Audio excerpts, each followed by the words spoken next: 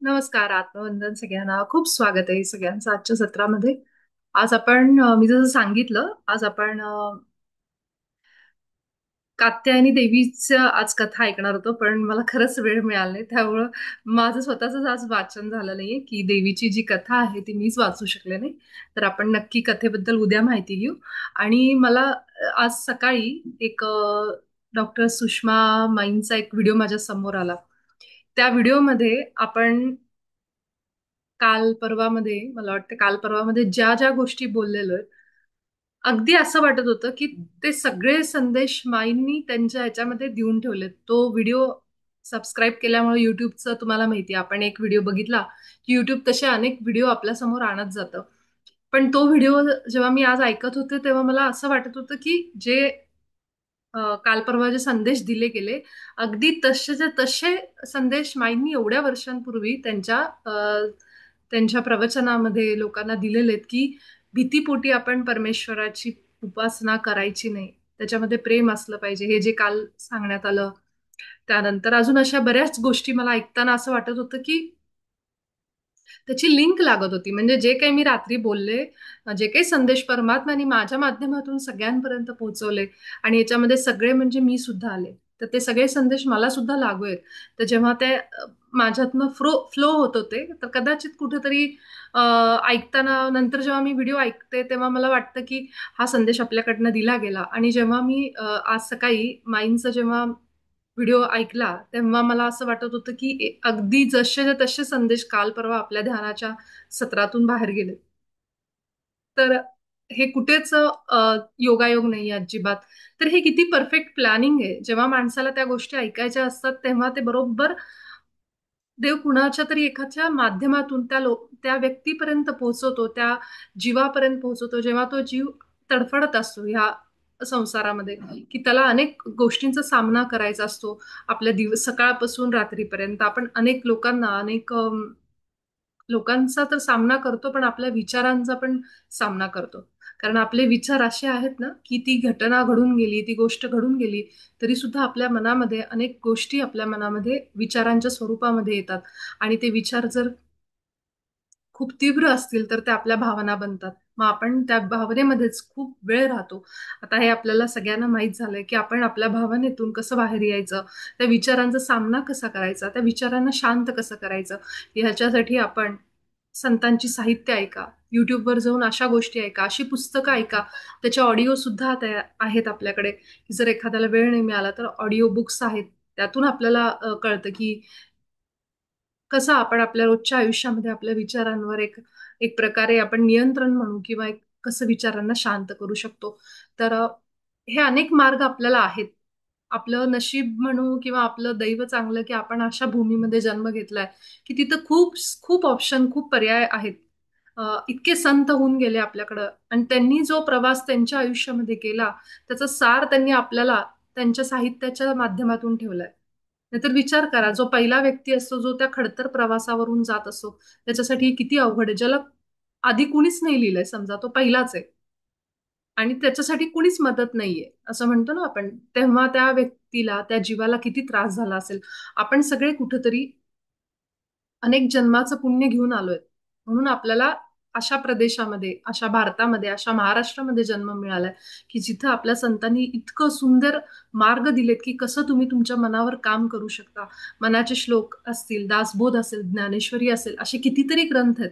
माझं तेवढं ज्ञान पण नाहीये की मी ते तुम्हाला त्या गोष्टी सांगू शकेन, तितकं माझं वाचनही नाहीये. पण मला एवढंच कळतंय की जेव्हा कधी आपण हरतो, जेव्हा कधी आपण निराश होतो, जेव्हा कधी आपण दुखावले जातो, त्यावेळेस आपल्याकडं भरपूर साहित्य उपलब्ध आहे. भरपूर मदत आहे आपल्याकडं, की जी आपण घेऊन पुन्हा एक प्रेरणा घेऊन त्याच्यातून पुन्हा उभं राहू शकतो दुसऱ्या दिवसासाठी.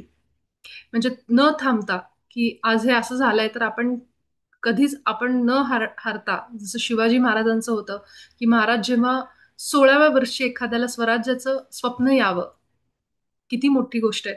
त्यांच्यासारखा जो शूरवीर आत्मा जन्माला आला आणि त्यांना ते अ, वातावरण मिळालं. त्यांनी अशाच घरात जन्म घेतला, की जिथं मराठे म्हणा किंवा भारतामध्ये गुलामी होती.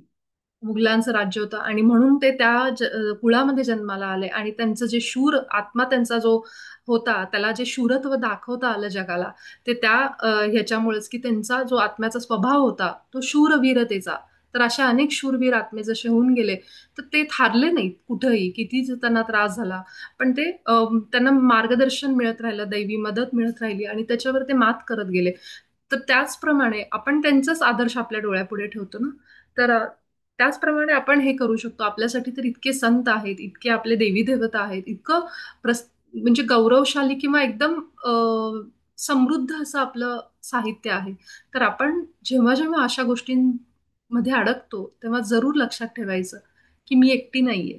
हा पहिला विचार आपल्या मनात आला पाहिजे, की मी एकटी नाहीये. मला मदत आहे. फक्त मदत मागितली पाहिजे. आणि अ, थोडं निराश असतो त्यावेळी आपल्याला काही गोष्टी सुचत नाहीत, काही करावंसं वाटत नाही. खूप म्हणजे हरून जायच्या परिस्थितीला आपण आलेलो असतो. त्यावेळी फक्त लक्षात ठेवायचं की मी एकटी नाही, मला मदत आहे. या परिस्थितीतून मी बाहेर पडू शकते. ही परिस्थिती कायम राहणार नाहीये. एवढं मात्र ह्या 2-3 गोष्टी लक्षात ठेवायच्या, की ही परिस्थिती कायम राहणार नाहीये. ही पुढं सरकत राहणार आहे. तर एवढी एक गोष्ट त्या क्षणाला आपण लक्षात ठेवली, तर आपली ही जी साधना आपण करतो इतके दिवस झाले, ती आपली सफल झाली असं समजायचं. की आपण थांबलो नाहीत, हरलो नाहीत आणि कुठेही स्वतःला एकटं समजलं नाही आपण. काल परवा जे मेसेजेस दिले गेले, तर आपल्या ग्रुपमधल्या एक मास्टर आहेत. त्यांचं मला कौतुक वाटतं. त्यांनी मेसेज टाकला, त्या एका ठिकाणी जॉब करतात गव्हर्नमेंट ऑफिसमध्ये. तिथं खूप त्रास, बॉस जे मुद्दामून त्यांना त्रास दिला जातोय किंवा ह्या गोष्टी त्यांच्यासोबत होत आहेत. पण इतक्या दिवसांच्या साधनेनंतर आता त्यांना समजायला लागलंय, की त्या बॉसला हेच अपेक्षित आहे, की जेव्हा समोरून काहीतरी बोललं जाईल, तेव्हा समोरची व्यक्ती पण त्यांना त्याच ह्याच्यामध्ये उत्तर देईल आणि समोरच्याचा सुद्धा तो म्हणतो ना आपण मानसिक खच्चीकरण करून ती व्यक्ती हरून जाईल. तर असं त्यांच्या एकंदर असं अपेक्षित असेल. पण केवळ ह्या साधनेमुळे म्हणा किंवा हे सगळ्या गोष्टींमुळं आपल्या मास्टर, आपल्या कुटुंबातल्या ज्या आहेत, त्यांच्यामध्ये एक प्रकारची शक्ती मला जाणवली जेव्हा त्यांनी मेसेज मला आज लिहिला तेव्हा, की रडू आलं त्यांना त्यावेळेस जे बोलणं त्यांनी ऐकलं त्यावेळेस रडू आलं कारण हे अगदी साहजिक आहे की डोळ्यामध्ये पाणी येणं. जेव्हा आपले संत पण बघा तुम्ही तुकाराम महाराज असतील, एकनाथ महाराज असतील, त्यांच्या चरित्रामध्ये वाचा. त्यांना जर कुणाची करुणा वाटली, दया वाटली, समजा एखादं कुठला प्राणी पडला असेल किंवा असं कुठलं तरी ज्याला मदतीची गरज आहे, अशा वेळी त्यांना करुणेने त्यांच्या डोळ्यातून अश्रू यायचे बाहेर. ह्याचा अर्थ असा झाला का की ते संत वीक होते, दुर्बल होते? नाही. ते प्रेमाचे अश्रू होते, ते करुणेचे अश्रू होते. म्हणजे अश्रू बाहेर येणं हे कुठंही दुर्बलतेचं लक्षण नाहीये. तुम्हाला जर कोणी काही असं रागाने बोललं, तर त्यावेळेस जर सहन होत नसेल ते बोलणं, कारण हा जीव आहे, हा जीवामध्ये अहंकार आहे. अहंकार म्हणजे काय? तसा अहंकार नाही, गर्व नाही. अहंकार म्हणजे जीव स्वतःला वेगळा समजत असतो. त्यामुळे त्या सगळ्या भावना त्याच्यामध्ये असतात. अशा वेळी रडू येणं ही अगदी साहजिक आणि नैसर्गिक गोष्ट आहे.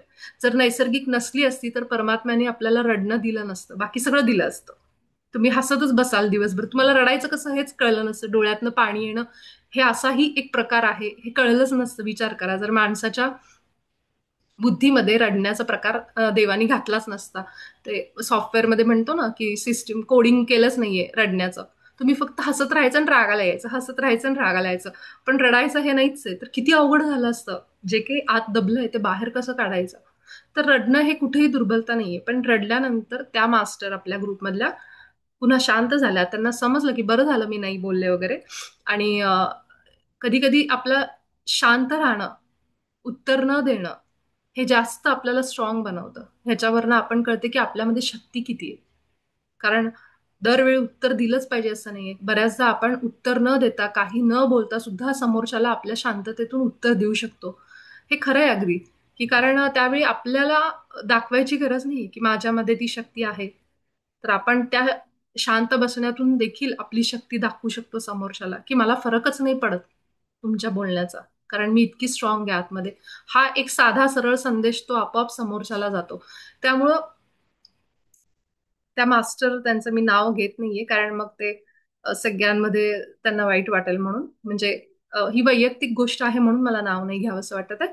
पण मी त्यांचे खूप आभार मानते खरं तर, आणि त्यांचं कौतुक करते की त्या इतक्या अशा वातावरणात राहतात ऑफिसमध्ये, ठीक आहे, जिथे त्यांना जाणून बुजून हा त्रास दिला जातोय. पण अशा वेळी त्यांनी एकच गोष्ट करावी, जिथं बोलायचं तिथं बोलायचं, समजा अगदीच शांत राहायचं नाही. आणि दुसरी गोष्ट म्हणजे घरी आल्यानंतर सुद्धा जेव्हा ध्यानाला बसाल, तेव्हा ती जी व्यक्ती आहे, जो बॉस आहे, त्याला तुम्ही सतत तुमच्या ध्यानामधून सुद्धा एक फक्त कल्पना करा की तुम्ही पांढरा रंग, गुलाबी रंग, हे रंग तुम्ही तुमच्या हृदयातून पाठवतायत. त्या रंगांना फ्रिक्वेन्सी असते, त्या रंगांना ऊर्जा असते. तुम्ही जर पाठवलं आणि फक्त म्हटलात जरी मनात, किती जरी तुम्हाला हे झालं असेल, आपण दुसरं काही करू शकतो का? नाही करू शकत. की उद्या जाऊन त्याला घेऊन मारलंय, बडवलंय, हे ह्या गोष्टी आपण नाही करू शकत, ठीक आहे. तर मग दुसरा पर्याय काय आहे? तर दुसरा पर्याय हा आहे की एकतर झाला रडून आपण मोकळे झालो. दुसरा पर्याय हा आहे की तुम्ही त्याला आपल्या हृदयातून प्रेम आणि प्रकाश जितकं पाठवता येईल तितकं पाठवा. आणि काही दिवसात बघा काय फरक पडतोय ते. असं हे सुद्धा तुम्ही कल्पना करा की त्या व्यक्तीसोबत तुम्ही चहा घेताय, गप्पा मारताय. हे तुमचं इमॅजिनेशन आहे, हे तुमची कल्पनाशक्ती, ही जितकी तुम्ही वापराल अशा गोष्टींवर, तुम्हाला काही दिवसात फरक जाणवेल की ती व्यक्ती माझ्या बाजूनी एक दृष्टिकोन त्या व्यक्तीचा बदललाय. आणि हे मी कुठंही कुठलंही युट्यूब बघून नाही सांगत आहे. हे सगळे प्रयोग मी माझ्या आयुष्यामध्ये, माझ्या ऑफिसमध्ये हे सगळे केलेले आहेत. मला त्याचे प्रचंड चांगले परिणाम जाणवलेत की कशी लोक आपोआप त्यांचं हृदय परिवर्तन झालेलं मी स्वतः बघितलंय माझ्या आयुष्यामध्ये. म्हणून मी जेवढ्या गोष्टी माझ्या आयुष्यात वापरल्या त्याच गोष्टी माझ्या कुटुंबाला सांगते मी.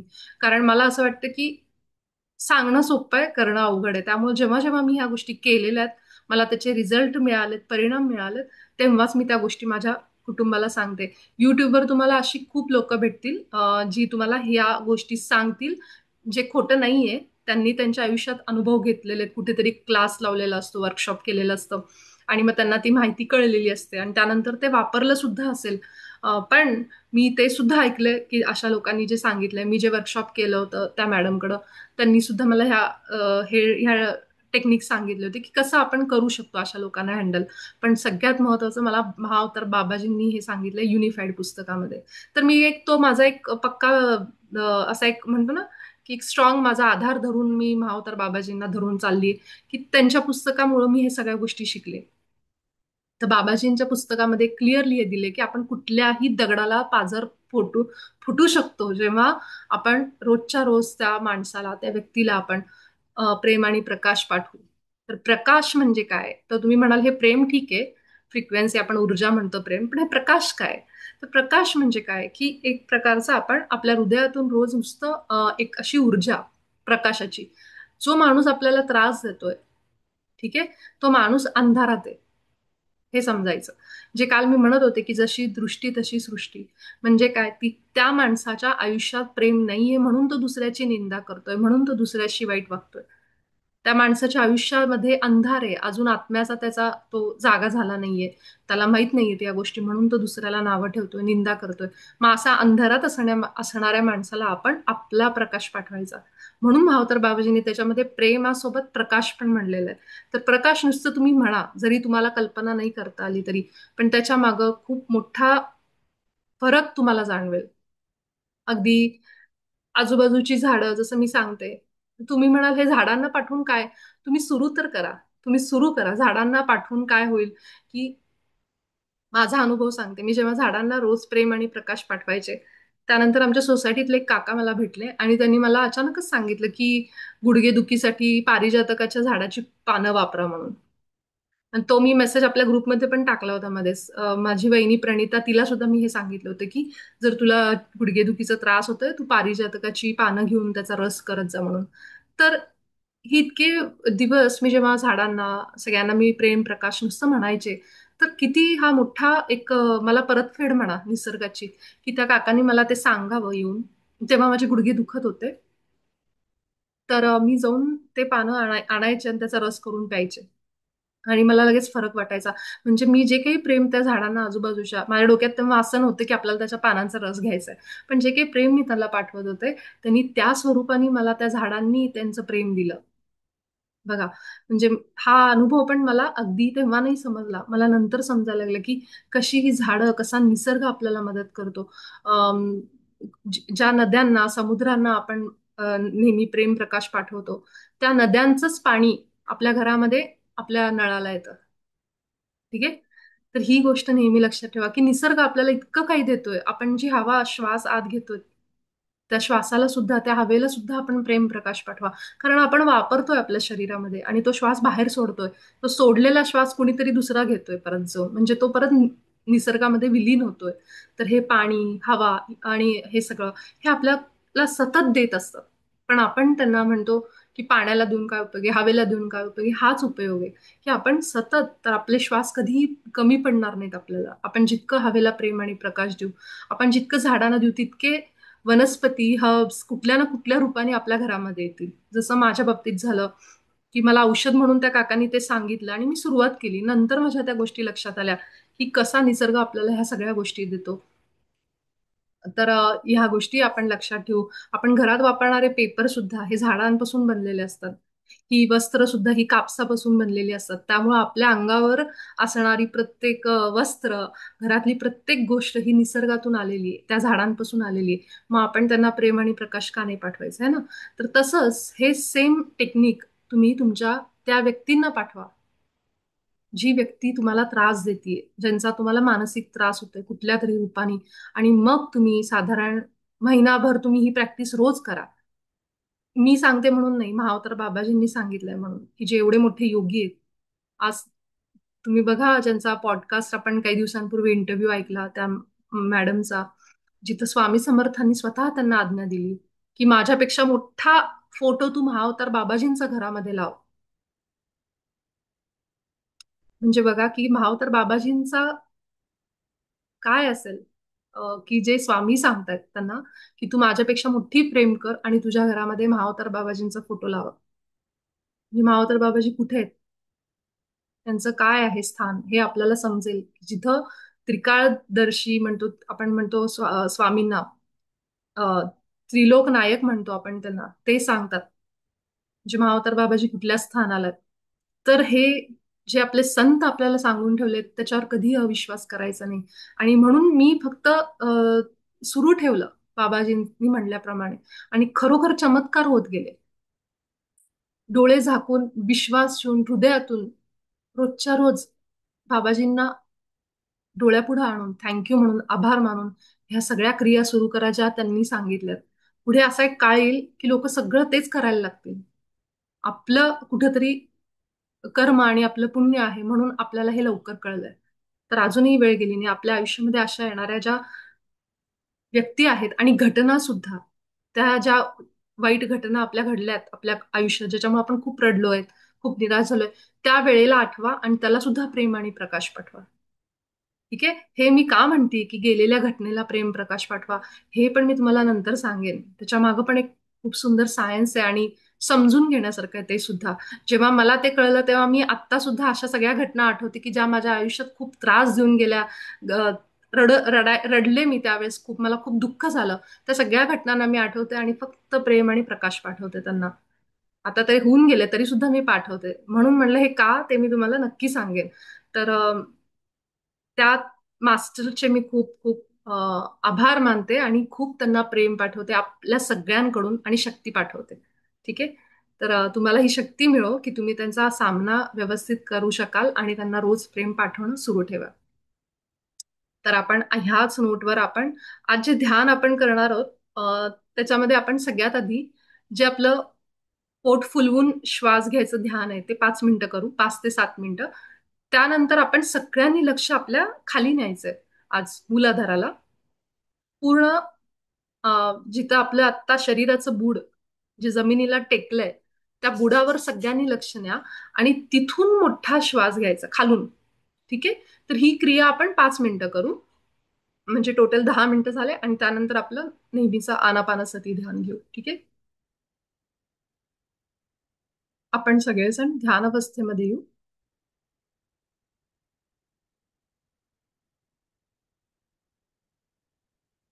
हळूहळू आपलं शरीर स्थिर आणि सैलसर, आपल्या पाठीचा कणा ताठ,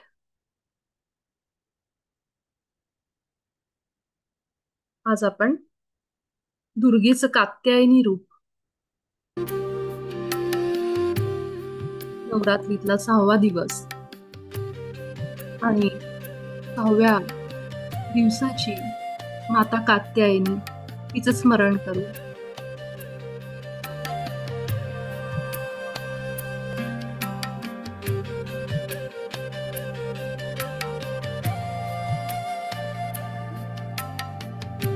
त्या दिवसासाठी आपण आई जगदंबेचे, आपल्या कुलदैवतेचे,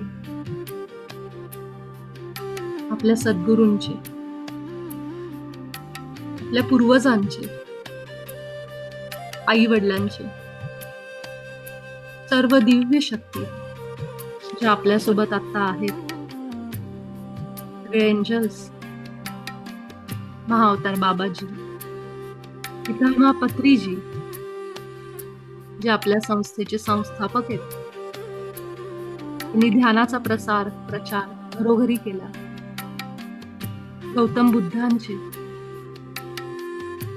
ज्यांनी आनापानसती ध्यान करून मोक्ष मिळवला, हे सर्वांचे आपण आभार मानू. या ब्रह्मांडातल्या पंचतत्वांचे, आपल्या शरीराचे, निसर्गाचे एक आभार मानू.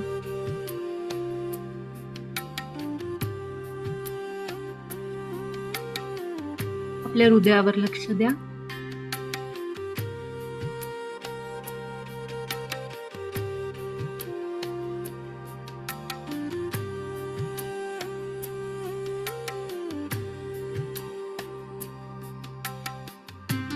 आपल्या हृदयावर जाऊन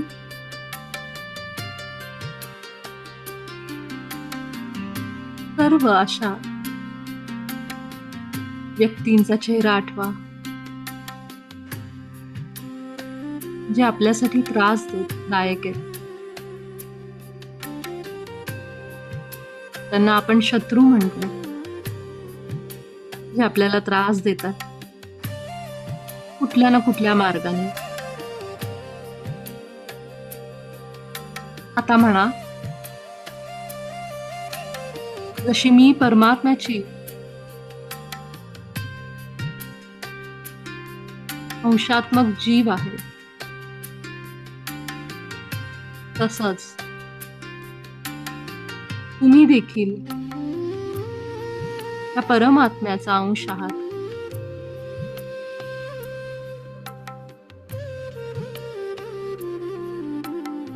मागच्या जन्मात किंवा ह्या जन्मात मी जर तुम्हाला काही त्रास दिला असेल तर मला क्षमा करा, मला क्षमा करा.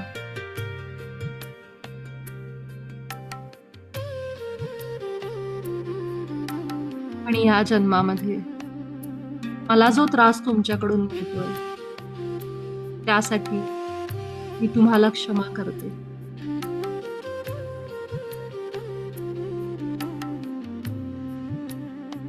मला माहिती आहे ही कर्माची देवाणघेवाण आहे, त्यामुळे तुम्ही माझ्याशी असं वागताय. पण मी तुम्हाला क्षमा करते, माफ करते.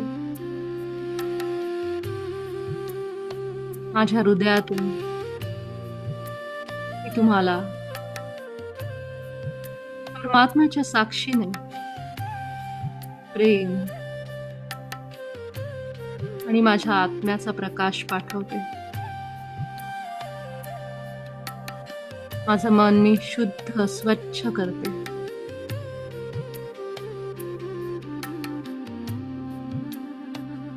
ही क्रिया आपण दररोज झोपताना, सकाळी उठल्यावर, जेव्हा जेव्हा आपल्याला आठवतंय त्रास होतोय त्या व्यक्तीकडून, तेव्हा तेव्हा करायची. केवळ आपल्या म्हणण्याने आपल्या आपल्या संकल्पाने तुम्हाला चमत्कार घडलेला जाणवेल. फक्त विश्वास ठेवा आपल्या आत असलेल्या परमात्म्यावर. जे होत आहे ते आपल्या हिताचं आहे. कुठल्या तरी कर्माची परतफेड आहे.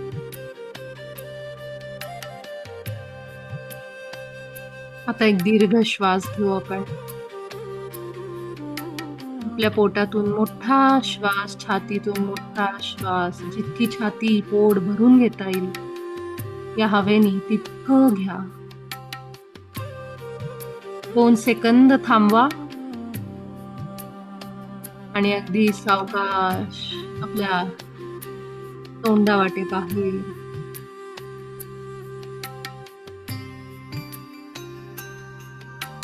पुन्हा एकदा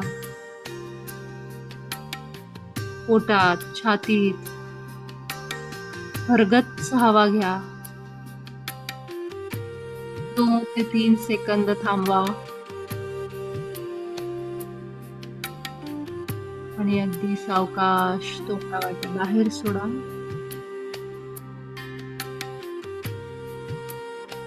अगदी हळूहळू आत. 2-3 सेकंद थांबवायचा आणि हळूहळू बाहेर.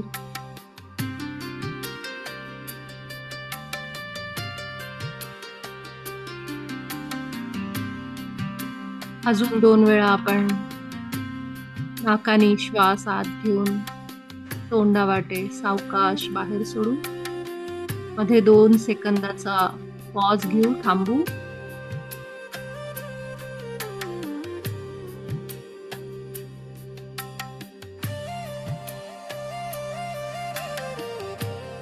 दिवसभर आपण श्वास घ्यायचीच विसरतो विचारांमुळे. हीच ती वेळ आहे. भरपूर श्वास आत घ्या. सावकाश आत. पोटात, छातीत मावेल तितका भरून घ्या आणि हळूहळू तोंडावाटे सगळी हवा बाहेर काढू.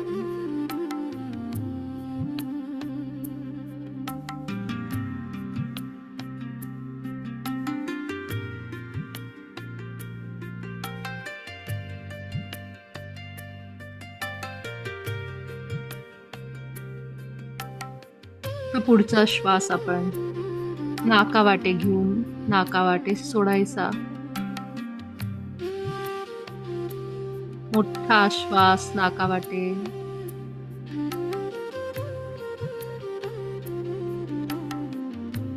पुन्हा 2 सेकंद थांबून नाकावाटेच बाहेर. जितकी हवा भरून घेता येईल पोटात, छातीत तितकी घ्या. अगदी ओटी पोटापर्यंत खालपर्यंत जाऊ दे.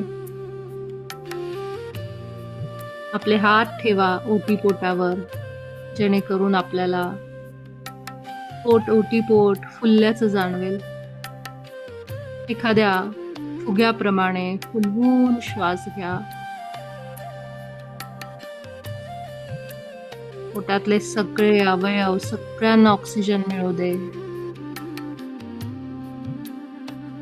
आपल्या किडन्या, लिव्हर, जननेंद्रिय, मोठी लहान आतडी, लिव्हर, फुफ्फुस, हृदय,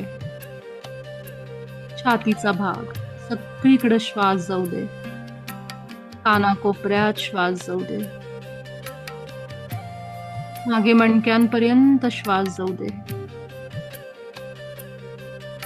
अगदी हळू सावकाश ही क्रिया करायची. पुढची 3 मिनिटं आपण ह्याच पद्धतीने दीर्घ श्वास घेऊन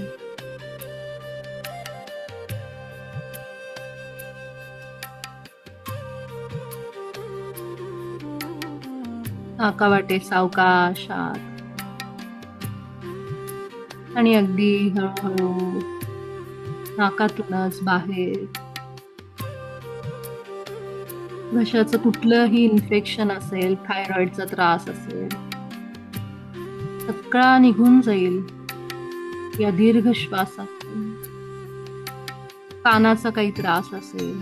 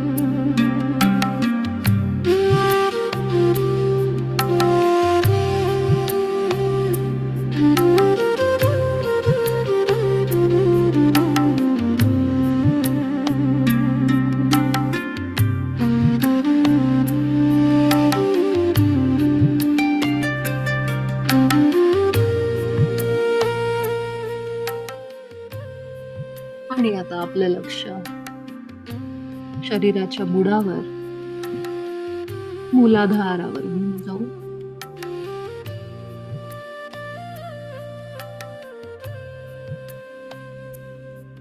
पाहिजे असल्यास आपले दोन्ही हात आपल्या मांडीवर ठेवू शकता. जिथं आपला शरीराचा खालचा भाग जमिनीला स्पर्श करतो, ज्याच्यावर आपण आत्ता बसलोय, ते आपलं बूड, अगदी तिथं लक्ष घेऊन जा.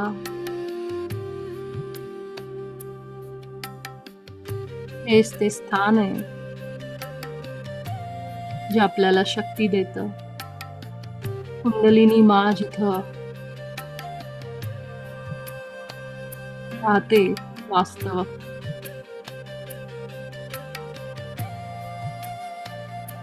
पूर्ण लक्ष आपल्या मूलाधारावर. काही करायचं नाही, केवळ लक्ष घेऊन जाऊ.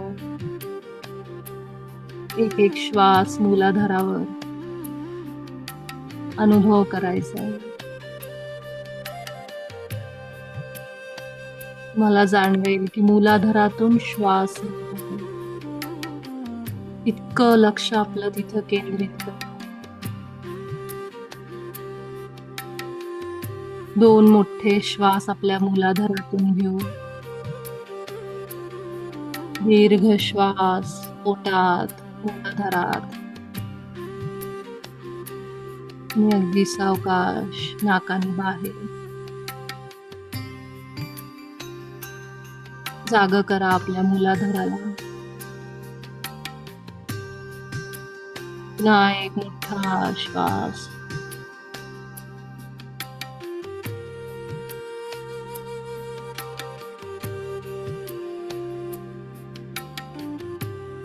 पोटात, छातीत, पोटाच्या खाली, आधारात.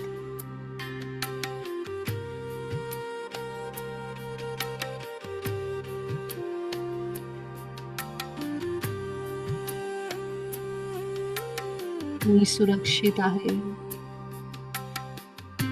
मी सुरक्षित आहे, समृद्ध आहे. आपले श्वास आणि लक्ष शरीराच्या बुडावर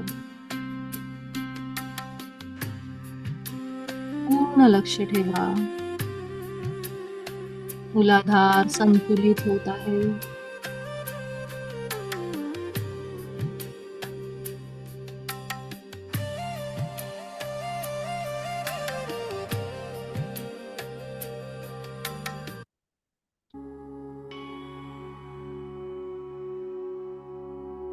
मोठा श्वास घेऊन आपण लम या मंत्राचा उच्चार करू. ल वर अनुस्वार. मोठा श्वास, लक्ष मूलाधारावर. लम.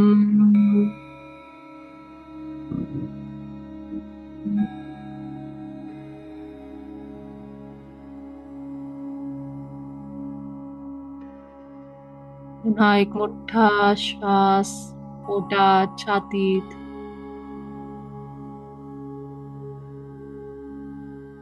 लम.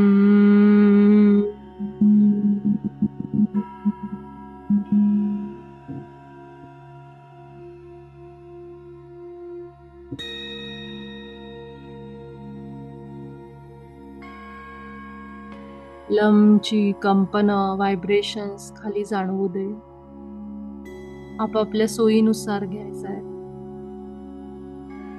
अजून 3 वेळा लमचा उच्चार करा आणि मग पूर्ण लक्ष मूलाधारावरच. फक्त श्वासांवर लक्ष आणि आपलं मूलाधार. शेवटची 2 मिनिटं आपण मूलाधारावरच.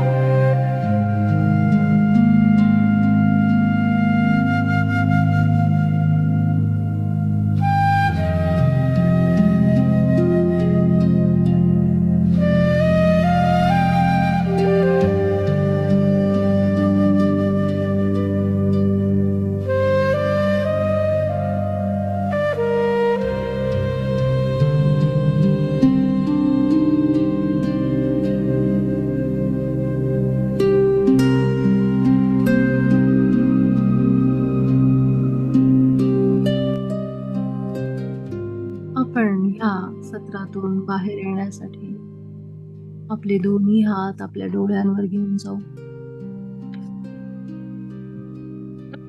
आपल्या वेळेनुसार डोळे उघडा. 5, 4, 3, 2, 1, 0.